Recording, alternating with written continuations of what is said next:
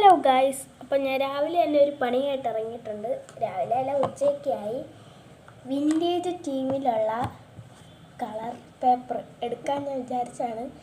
എന്തുകൊണ്ട് എനിക്ക് ഈ കളർ വരുന്നതെന്ന് അറിയത്തില്ല. ഞാൻ മഞ്ഞപ്പൊടിയും കാപ്പിപ്പൊടിയൊക്കെ മിക്സ് ചെയ്ത് ഒന്നും ആവുന്നില്ല. എനിക്ക് ഈ കളർ അങ്ങ് കിട്ടുക. ഞാൻ ഭയങ്കരമായിട്ട് വിഷമത്തിലാണ്. എന്തായാലും കിട്ടുന്ന കളറല്ലേ അടിച്ച് പോകാമെന്ന് വിചാരിച്ചുകൊണ്ടിരിക്കുക ഞാൻ. പക്ഷെ ഇതെന്തായി വരുമെന്ന് എനിക്കൊരു ഐഡിയ ഇല്ല. പക്ഷേ കേട്ടോ, എനിക്ക് അവർക്കൊക്കെ എല്ലാവരും ചെയ്യുമ്പോൾ എല്ലാവർക്കും കറക്റ്റ് കളറൊക്കെ കിട്ടുന്നുണ്ട്. എനിക്ക് മാത്രം കിട്ടുന്നില്ല. എന്തുവാടേ, ഞാനുണ്ടല്ലോ മഞ്ഞപ്പൊടി ഇച്ചിരി ഇട്ട് ഒത്തിരി പെട്ടെന്ന് കളറ് കൂടുമെന്ന് വിചാരിച്ചു. ഇച്ചിരി ഇട്ടപ്പം ഇനിയും വേണേ. ഞാൻ കുറേ ഒരു സ്പൂണൊക്കെ ഇട്ടപ്പോഴത്തേക്കിനും വേണ്ടപ്പോൾ കൂടുതലായി. ഇനിയിപ്പോൾ ഞാൻ അടിത്തട്ടിൽ നിന്ന് എടുക്കുക, കാരണം കാപ്പിപ്പൊടി അടി കിടക്കുക. എനിക്ക് ഭയങ്കര വിഷമമുണ്ട്. ഞാൻ മാത്രം ഒന്നും ചെയ്യുന്നില്ല.